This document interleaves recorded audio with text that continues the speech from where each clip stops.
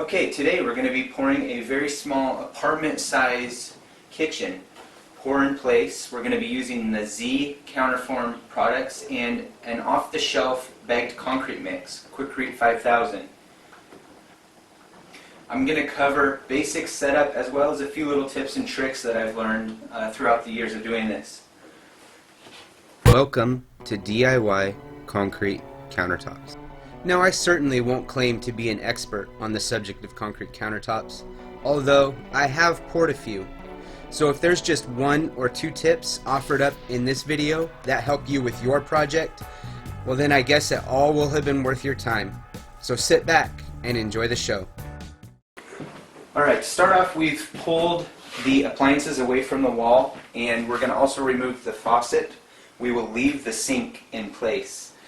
We've got three ends here, one along the fridge and one on each side of the stove, where we will not be using the Zcounterform.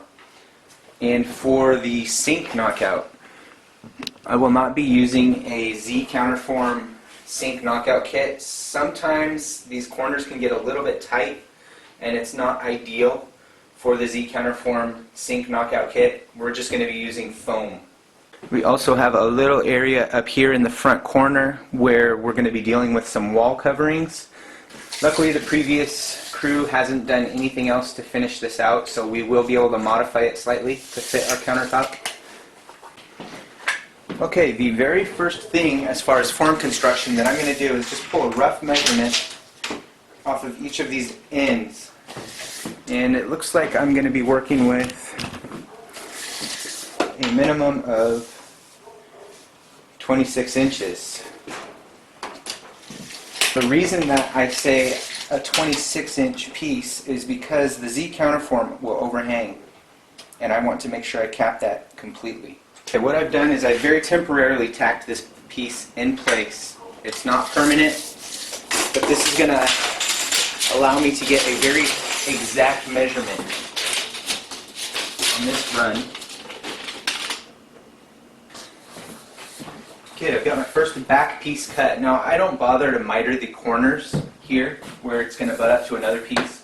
In my opinion, it's unnecessary. If it's your preference, then by all means go ahead and do it.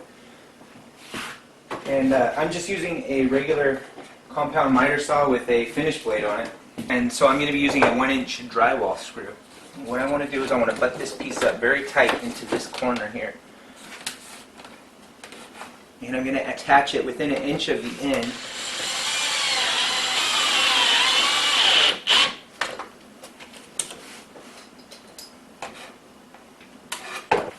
Now, these cabinets are professionally installed and they're very flat.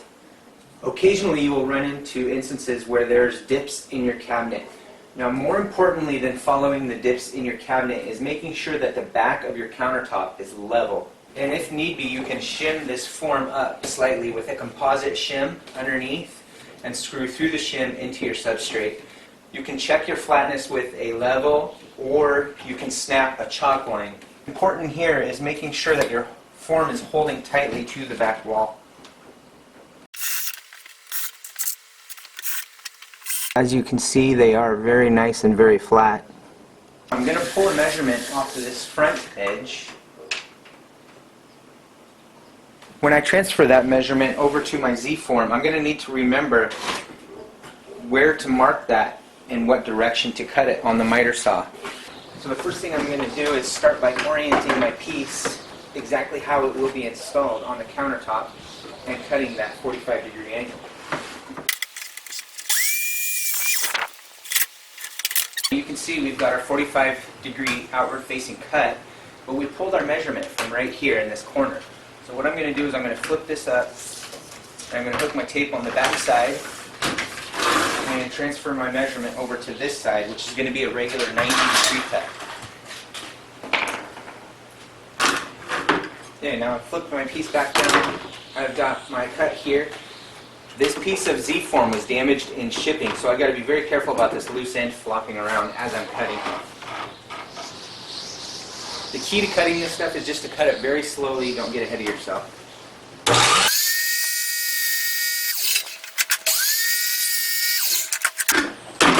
Quick tip, don't throw these away.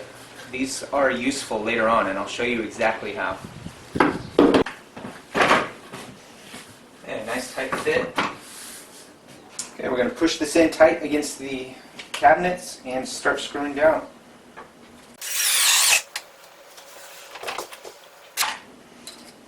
If you're using long screws that will penetrate through the hardy board, be sure that you stay where you're going to hit into the face frame. And definitely don't use a screw that's going to split the face frame.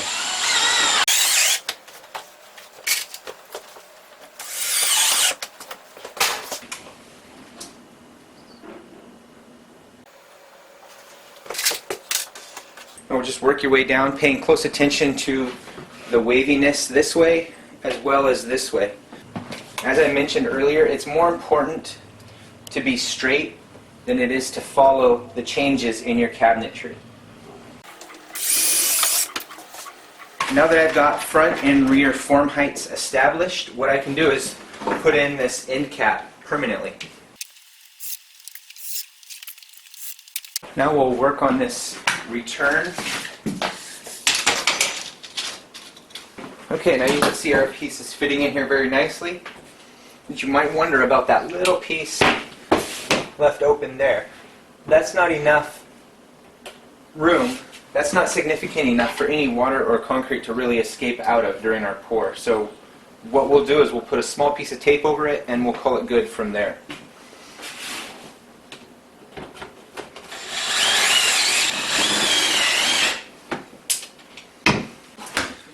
Now I've grabbed an extra piece of my vacuum here,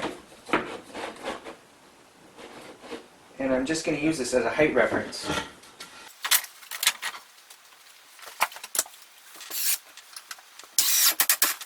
Same routine here. We're going to pull a measurement, and I want to pull this measurement right off of this front edge of the second form.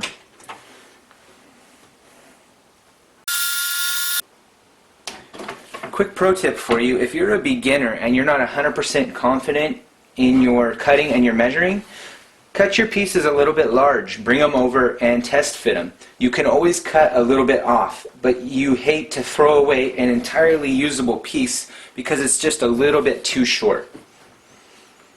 In this exact instance here, I'm about a blade width too long. I'm sticking past here a little bit and this is pushing in. I can easily trim off that blade width, and I'd rather be over by a blade width than under by a blade width. Alright, that leaves us with a very nice looking fit up. I'm going to start in this corner here and work my way out to the end.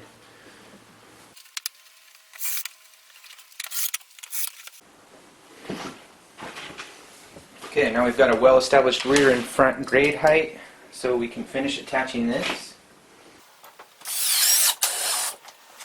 Whenever you're attaching anything to the side of a cabinet, always be mindful of what's going to show and what's not when placing your fasteners.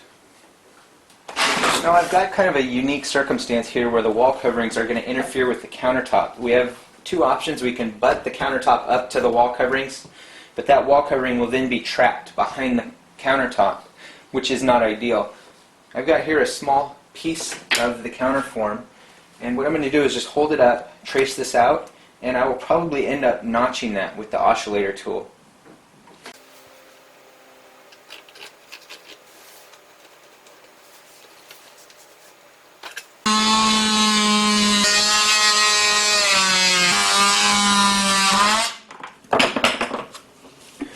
Now in trimming this notch out, what I do not want to do is slip this actual form into that back corner, because when it comes time to snap this front edge off, I don't want it captured behind there between the wood and the concrete.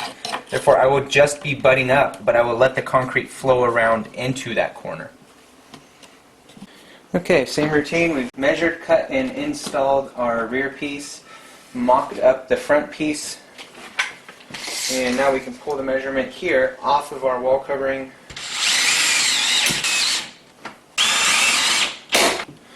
Now I mentioned earlier saving the broken pieces of the form, even pieces that have been pre-used and you've already snapped off a prior job. I like to save them and use them in instances like this. here where there's a danger of this kind of distorting out. What I'll do is I'll put this here and I'll screw it into this piece of wood. Square that form up, attach it, and now we've got to stop instead of relying on tape. Okay, now as one final step before we begin setting reinforcement, what I like to do is be sure that the sink is not going to move. And you can see this one's a little bit loose.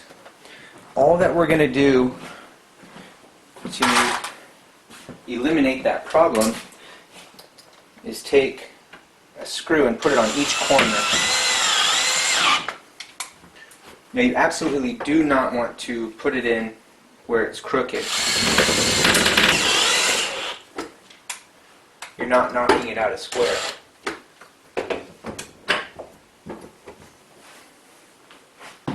You can see that sink is no longer going to move.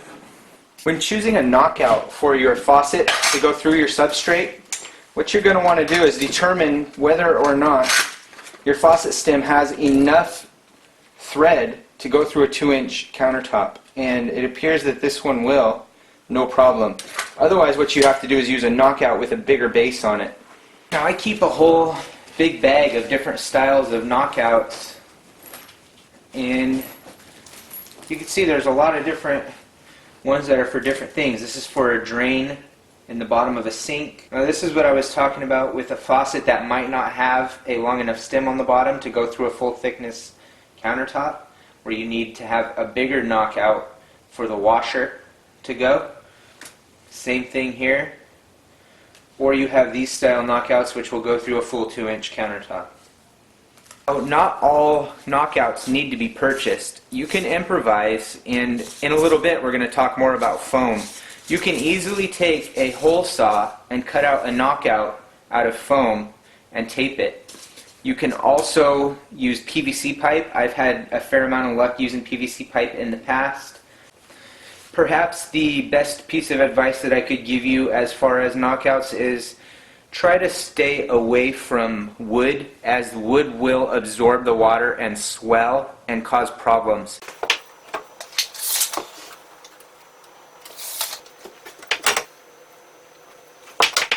I can pre-measure for my wire.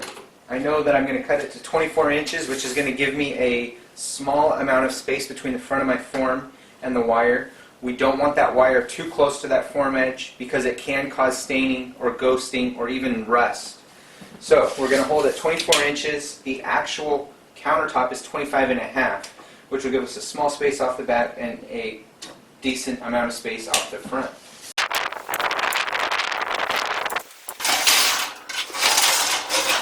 In order to hold this wire in place to where it's not going to be an inconvenience on core day, what I like to do is take some of this broken form, cut a notch in it, and it will saddle this wire perfectly.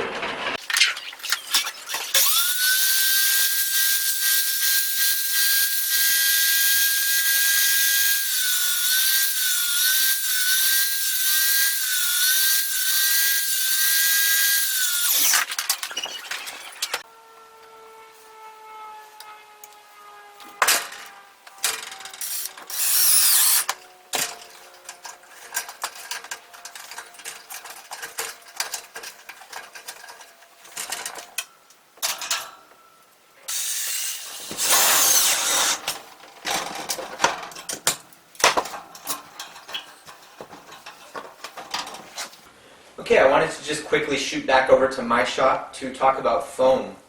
This is regular garage door insulation that you can get in varying thicknesses. This is 2-inch. It comes in 4x8 sheets. You can pull it off the shelf right at your local big box store. Now typically when I'm dealing with a square sink, like the one that you're seeing in the video, what I'll do is run the foam right through my table saw and get the exact size that I need, and then I'll take packaging tape, which you can buy in a 2-inch width, and I'll run it over this rough edge, this rough foam texture, and that'll smooth it out. You want to take extra care to make sure you don't get any type of creases or wrinkles in your tape during this step. If you do, pull it back off. It's just not worth trying to make it work. Now the other thing to keep in mind is the seam.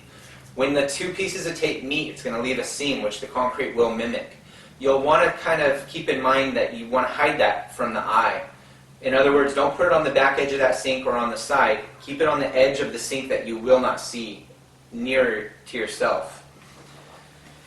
Now, when you're dealing with a round sink, a vanity or something like that, oftentimes those sinks will come with a cardboard template, which you can easily set on your phone and trace out.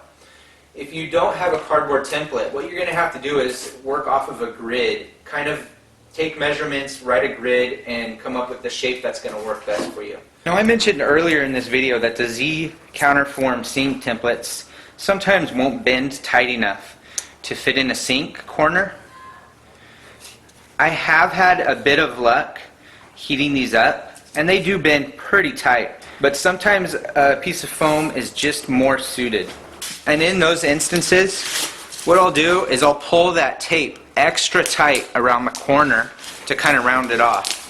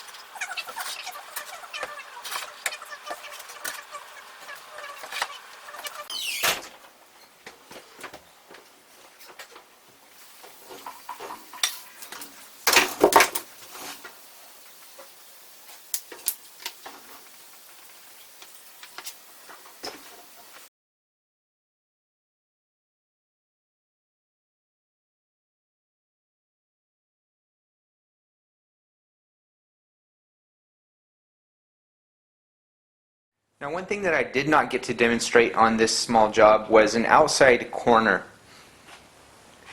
I prefer to do these with Gorilla Tape. This is one area where I found it does not pay to be cheap. The Gorilla Tape is really high quality stuff, and it will get the job done. Now, when you have these corners, you're going to want to keep your speed square handy. You're going to check the squareness of your corner, and then what you want to do is take small pieces of tape. I generally pre-rip them into 4 to 6 inch lengths. And what I'll do is I'll come up from underneath one way, kind of align this corner up, and you're going to pull this form out and this form in, and you're going to close any gaps, and you're going to make sure that you're nice and square.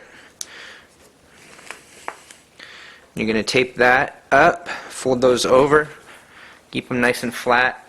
And you're going to want to do the same thing the opposing direction.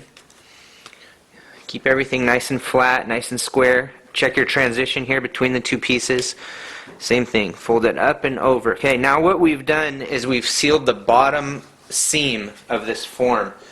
No water or concrete is going to drip out onto the cabinets. What you're going to want to do with this third piece is just come right across this front edge, nice and straight, and close up that gap, pull everything tight, and check that transition there. Okay, now you've got a really nice, tight, sturdy, taped up form edge there. And as you can see here on the inside, all the seams are really nice and tight. You can come up through here with your bead of caulking or silicone to put the final seal on it.